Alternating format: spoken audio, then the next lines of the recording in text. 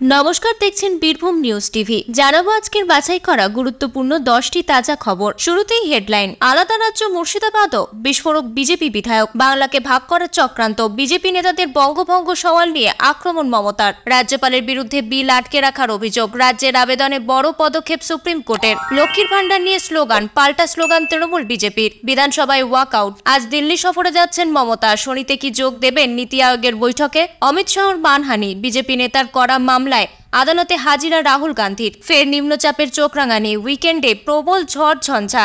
এই জেলাগুলিকে সতর্ক করল আবহাওয়া দপ্তর। প্রতিদিন সঠিক খবর নিয়মিত শোনার জন্য সাবস্ক্রাইব করুন বীরভূম নিউজ টিভি চ্যানেলটিকে। আসছি বিস্তারিত খবরে। নবাব সিরাজ থেকে পলাশীর ইতিহাস গায়ে জড়িয়ে থাকা মুর্শিদাবাদ নিয়ে বিস্ফোরক দাবি। নিশিকান্ত দুবের পর এবার গৌরীশঙ্কর ঘোষ। আলাদা রাজ্যের দাবি গৌরীশঙ্কর ঘোষেরও। মুর্শিদাবাদকে কেন্দ্রশাসিত অঞ্চল ঘোষণার দাবি মুর্শিদাবাদের বিধায়ক গৌরীশঙ্করের। কেন্দ্রীয় স্বরাষ্ট্র মন্ত্রক ও রাজ্যপালকে এই মর্মে চিঠিও লিখেছেন বলে জানিয়েছেন বিধায়ক। তিনি বলেন, 2022 সালে এই দাবি জানিয়েছিলাম, কারণ অনুপ্রবেশে নিরাপত্তা বিঘ্নিত হচ্ছে। জেলা, রাজ্য ও দেশের নিরাপত্তা বিঘ্নিত হচ্ছে, কিন্তু প্রশাসন নির্বিকার। ক্ষমতায় টিকে থাকার জন্য নির্বিকার প্রশাসন। প্রসঙ্গত, বৃহস্পতিবারই জনবিন্যাস নিয়ে সংসদে বিস্ফোরক অভিযোগ করেন সাংসদ নিশিকান্ত দুবে। বাংলা ও বিহারের 5 জেলা নিয়ে কেন্দ্রশাসিত অঞ্চলের দাবি তোলেন বিজেপি সাংসদ নিশিকান্ত দুবে। তিনি দাবি করেন, অনুপ্রবেশকারীদের ফলে 5 জেলার জনবিন্যাস পাল্টে গিয়েছে। লোকসভায় নিশিকান্ত দুবে বিস্ফোরক অভিযোগ করেন, বিহারের পূর্ণিয়া, আরারিয়া, কাটিহার, কিষানগঞ্জ এবং পশ্চিমবঙ্গের মালদা, মুর্শিদাবাদের হিন্দু গ্রামগুলোকে ধ্বংস করা হচ্ছে। তার নির্বাচনী এলাকার মধ্যে মধুপুর বিধানসভা এলাকায় 200রও বেশি বুথে জনসংখ্যা 200% বৃদ্ধি পেয়েছে। অনেক বুথে মুসলিম জনসংখ্যা 100%-এর বেশি বৃদ্ধি পেয়েছে। তিনি অভিযোগ করেন, পশ্চিমবঙ্গের মালদা, মুর্শিদাবাদ থেকে মুসলিমরা আসছেন। পূর্ণিয়া, আরারিয়া, কাটিহার, কিষানগঞ্জ, মালদা, মুর্শিদাবাদকে নিয়ে কেন্দ্রশাসিত অঞ্চল তৈরি করা হোক, দাবি করেন তিনি। না হলে এইসব জেলা থেকে হিন্দু সম্প্রদায় শূন্য হয়ে যাবে বলেও দাবি করেন তিনি। সংসদে নিশিকান্ত দাবি করেন, বাংলাদেশের অনুপ্রবেশের কারণে বাংলা ও বিহারের জনসংখ্যার বিন্যাস বদলে যাচ্ছে। তাই বাংলা ও বিহারের 5টি জেলাকে নিয়ে কেন্দ্রশাসিত অঞ্চল করা হোক। একই সঙ্গে এনআরসি লাগু করারও দাবি জানিয়েছেন এই বিজেপি সাংসদ। নিশিকান্তর কথায় তা না হলে হিন্দুদের অস্তিত্বই থাকবে না। প্রিয় দর্শক, আপনাদের কাছে একটি বিশেষ অনুরোধ, আপনারা সকলেই আমাদের এই ভিডিওটিকে লাইক করে আমাদেরকে সাপোর্ট করুন। ফিরে আসছি পরবর্তী খবরে। নীতি আয়োগের বৈঠকে যোগ দিতে শুক্রবার নয়াদিল্লিতে উড়ে গেলেন বাংলার মুখ্যমন্ত্রী মমতা বন্দ্যোপাধ্যায়। দিল্লিতে উড়ে যাওয়ার আগে বাজেট বাংলা ভাগের পক্ষে বিজেপি নেতাদের পক্ষে সওয়াল সহ একাধিক বিষয় নিয়ে মুখ খুললেন রাজ্যের মুখ্যমন্ত্রী। নয়াদিল্লি উড়ে যাওয়ার আগে বাজেট প্রসঙ্গে মমতা বলেন, বাজেটে যেভাবে বাংলা সহ বিজেপি বিরোধী দল শাসিত রাজ্যগুলিকে বঞ্চিত করা হয়েছে তা মেনে নিতে পারছি না। কেন্দ্রে এনডিএ সরকারের গুরুত্বপূর্ণ ভূমিকা পালন করছে নীতিশের জেডিইউ এবং চন্দ্রবাবুর টিডিপি। তার পুরস্কারও পেয়েছেন তারা। অন্ধ্রপ্রদেশ এবং বিহারকে বাজেটে বিপুল সাহায্যের প্রস্তাব দেওয়া হয়েছে। সেই সঙ্গে কেন্দ্রীয় মন্ত্রী সুকান্ত মজুমদার এবং ঝাড়খণ্ডের গোড্ডার বিজেপি বিধায়ক নিশিকান্ত দুবের বাংলা ভাগের পক্ষে সওয়াল নিয়েও মুখ খোলেন মমতা। মুখ্যমন্ত্রী বলেন, বাংলাকে ভাগ করার চক্রান্ত, টুকরো টুকরো করার পরিকল্পনা। সংসদ থেকে বাংলাকে ভাগ করার কথা বলছে। বাংলা ভাগ মানে দেশ ভাগ। সেই জন্য ভয়েস রেকর্ড করতে দিলে করব না, না হলে প্রতিবাদ করব। প্রসঙ্গত, বৃহস্পতিবার সমাজ মাধ্যমে একটি ভিডিও পোস্ট করে সুকান্ত মজুমদার বলেন, আজ মাননীয় প্রধানমন্ত্রীর সঙ্গে আমি দেখা করেছি। দেখা করে আমি তার হাতে একটি প্রস্তাব তুলে দিয়ে এসেছি। আপাতত এটি প্রেজেন্টেশন তুলে দিয়ে এসেছি, যাতে নর্থ ইস্টের সাথে উত্তরবঙ্গের সিমিলারিটি কি কি আছে এবং তার ফলে উত্তরবঙ্গকে কিভাবে নর্থ ইস্টের অন্তর্ভুক্ত করা যেতে পারে, এই ধরনের প্রপোজাল আমি মাননীয় প্রধানমন্ত্রীকে দিয়েছি। একই দিনে সংসদে বাংলা ভাগের প্রসঙ্গ তোলেন ঝাড়খণ্ডের গোড্ডার বিজেপি সাংসদ নিশিকান্ত দুবেও। তিনি দাবি তোলেন, মালদা, মুর্শিদাবাদ, আরারিয়া, কিষানগঞ্জ এবং কাটিহার নিয়ে কেন্দ্রশাসিত অঞ্চল গঠন করা হোক। সেই নিয়েই আজ প্রতিক্রিয়া দেন বাংলার মুখ্যমন্ত্রী মমতা। রাজ্যের পাঠানো একাধিক বিলে কোনো পদক্ষেপ করছেন না কেন রাজ্যপাল? তার উত্তর চেয়ে শুক্রবার কেন্দ্রীয় স্বরাষ্ট্র মন্ত্রক এবং রাজ্যপালকে নোটিশ পাঠালো সুপ্রিম কোর্ট। পশ্চিমবঙ্গ সরকারের তরফ থেকে অভিযোগ জানানো হয়েছিল, রাজ্যের একাধিক বিল বিধানসভায় পাশ হয়ে এলেও রাজভবনে এসে থমকে যাচ্ছে। রাজ্যপাল সংঘাতের আবহে এই বিলগুলি আইনের মুখ দেখছে না বলে অভিযোগ জানানো হয়েছিল রাজ্যের তরফ থেকে। শুক্রবার এই ঘটনার প্রেক্ষিতে সুপ্রিম কোর্টের প্রধান বিচারপতি ডিওয়াই চন্দ্রচূড়, বিচারপতি জেবি পাদ্রিওয়ালা এবং বিচারপতি মনোজ মিশ্রের বেঞ্চের তরফ থেকে এই নোটিশ জারি করা হয়েছে। রাজ্যপাল যেহেতু রাজ্যের সাংবিধানিক প্রধান, তাই সংবিধান বলেই তিনি আইনি রক্ষা কবচ পান। তাই সরাসরি তার বিরুদ্ধে মামলা দায়ের করতে পারেন না কোনো ব্যক্তি। রাজ্যের তরফ থেকে রাজ্যপালের সচিবের বিরুদ্ধে মামলা দায়ের করা হয়। এই মামলার প্রেক্ষিতেই শুক্রবার কেন্দ্রীয় স্বরাষ্ট্র মন্ত্রক এবং রাজভবনের কাছে উত্তর চেয়ে নোটিশ পাঠিয়েছে সুপ্রিম কোর্ট। 7 দিন পর এই মামলার শুনানি হবে। উল্লেখ্য, বিধানসভা থেকে কোনো বিল পাশ হয়ে তা রাজভবনে আসে। এরপর রাজ্যপালের সই বা সম্মতি মিললে সেই বিল আইনে পরিণত হয়। কিন্তু এক্ষেত্রে কোনো বিলেই সই করেননি রাজ্যপাল। আবার তিনি তা সংশোধনের জন্যও পাঠাননি। কোনো বিলে সই না করলে রাজ্যপালের 2টি করণীয় থাকে। 1, তা বিধানসভায় সংশোধনের জন্য পাঠানো। 2, তা রাষ্ট্রপতির কাছে সংশোধনের জন্য পাঠানো।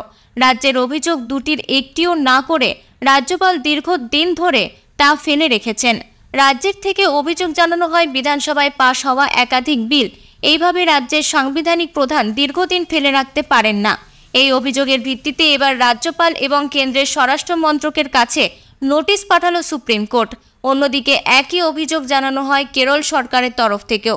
এই অভিযোগ পাওয়ার পর সেখানেও একই পদক্ষেপ করেছে দেশের শীর্ষ আদালত। লক্ষ্মীর ভাণ্ডার নিয়ে প্রশ্নোত্তর ও স্লোগান পাল্টা স্লোগানের জের বিধানসভায় মুলতবি প্রস্তাব আনল বিজেপি। রাজ্য সরকারের তরফ থেকে এদিন পরিসংখ্যান তুলে ধরে জানানো হয় এখনো অবধি 2,16,00,000 জন পেয়েছেন লক্ষ্মীর ভাণ্ডারের সুবিধা। একই সঙ্গে জানানো হয় লক্ষ্মীর ভাণ্ডারের জয়েন্ট অ্যাকাউন্ট থাকায় অনেক আবেদন বাতিল হয়। একক অ্যাকাউন্ট করলেই এই সমস্যা থাকবে না। 3,16,727 জন সুবিধাভোগীর বার্ধক্য ভাতায় বদল হয়েছে বলেও জানান মন্ত্রী শশী। অশোক দিন্দা বলেন, ভিন রাজ্যে তৃণমূল কংগ্রেস বেশি টাকা দেওয়ার কথা বলে, এখানে নয় কেন? শশী পাজার উত্তর, তার মানে স্বীকার করছেন লক্ষ্মীর ভাণ্ডার ভালো আর এই প্রকল্প বিজেপি শাসিত রাজ্য কপি করছে। এরপরেই লক্ষ্মীর ভাণ্ডার নিয়ে স্লোগান আর পাল্টা স্লোগানে অধিবেশন মুলতবি হয়ে যায়। শুক্রবার দিল্লি যাচ্ছেন মুখ্যমন্ত্রী মমতা বন্দ্যোপাধ্যায়, সঙ্গে যাচ্ছেন তৃণমূলের সর্বভারতীয় সাধারণ সম্পাদক অভিষেক বন্দ্যোপাধ্যায়। শনিবার দিল্লিতে মমতার নীতি আয়োগের বৈঠকে যোগ দেবেন বলে সূত্রের খবর। বিরোধী ঐক্য উপেক্ষা করেই তিনি কি নীতি আয়োগের বৈঠকে যোগ দেবেন তা নিয়ে জল্পনা শুরু হয়েছে। গত মঙ্গলবারই দিল্লি সফরের কথা ঘোষণা করেছিলেন মুখ্যমন্ত্রী। বৃহস্পতিবারই তার দিল্লি যাবার কথা ছিল, কিন্তু শেষ মুহূর্তে কোনো কারণে তা বাতিল হয়ে যায়। এরপর শুক্রবার নবান্ন সূত্রে জানা যায় এদিন দুপুরের বিমানে দিল্লির উদ্দেশ্যে রওনা দেবেন মুখ্যমন্ত্রী। দিল্লিতে তার বেশ কিছু কর্মসূচি রয়েছে, তার মধ্যে অন্যতম হল দলীয় সাংসদের সঙ্গে বৈঠক। গত লোকসভা নির্বাচনে পশ্চিমবঙ্গে 29টি আসনে জিতেছে তৃণমূল। 29টি সাংসদের মধ্যে বেশ কয়েকজন নতুন মুখ রয়েছেন, তাদের সঙ্গেও কথা বলতে চান মমতা। তবে শুধু লোকসভার সাংসদেরাই নয়, সেখানে থাকতে পারেন রাজ্যসভার সাংসদেরাও। এরপর চাণক্যপুরীতে বঙ্গভবনে জাতীয় সংবাদ মাধ্যমের প্রতিনিধিদের সঙ্গে চা চক্রে যোগ দেওয়ার কথা রয়েছে মুখ্যমন্ত্রীর। শনিবার নীতি আয়োগের বৈঠক হবে প্রধানমন্ত্রী নরেন্দ্র মোদীর নেতৃত্বে। ওই বৈঠক নিয়ে বিরোধী শিবিরে খানিক বিতর্ক তৈরি হয়েছে, কারণ কংগ্রেসি মুখ্যমন্ত্রীরা ইতিমধ্যেই জানিয়েছেন তারা ওই বৈঠক বয়কট করছেন। বৈঠকে যোগ দিতে আসবেন না তামিলনাড়ুর মুখ্যমন্ত্রী এম.কে. স্ট্যালিন, আসবেন না ঝাড়খণ্ড এবং পাঞ্জাবের মুখ্যমন্ত্রীরাও। স্বরাষ্ট্রমন্ত্রী অমিত শাহর অবমাননার অভিযোগ। উত্তরপ্রদেশের সুলতানপুরের আদালতে হাজিরা দিতে হলো বিরোধী দলনেতা রাহুল গান্ধীকে। শুক্রবার উত্তরপ্রদেশের সুলতানপুরের এমপি এমএলএ আদালতে হাজিরা দেন রাহুল। মামলার পরবর্তী শুনানি আগামী 12ই আগস্ট। আদালত সূত্রে খবর, ওই দিন আর হাজিরা দিতে হবে না কংগ্রেস নেতাকে।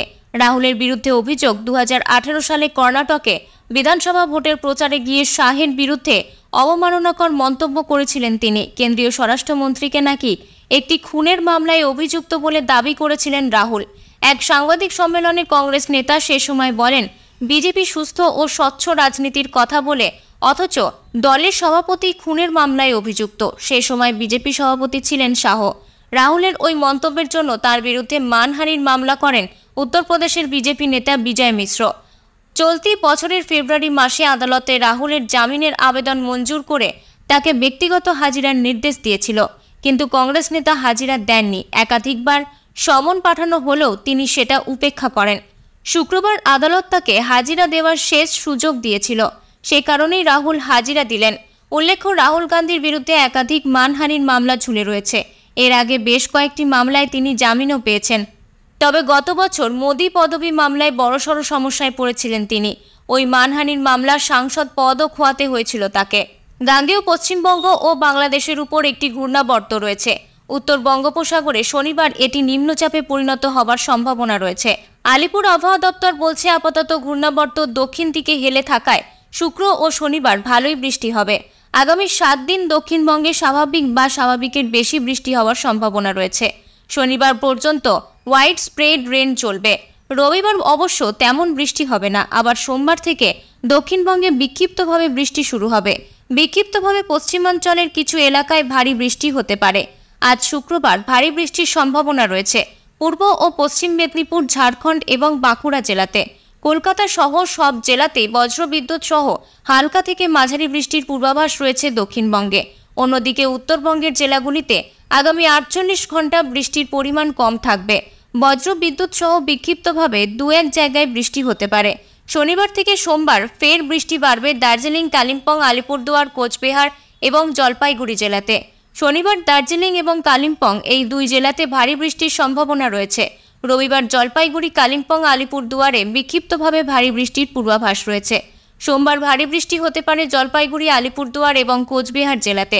প্রধানত মেঘলা আকাশ থাকবে মহানগরে। দিনের যে কোনো সময় 2-1 পশলা বজ্রবিদ্যুৎ সহ বৃষ্টি হবে। বিকেলে বা সন্ধ্যের পর বৃষ্টির সম্ভাবনা বাড়বে।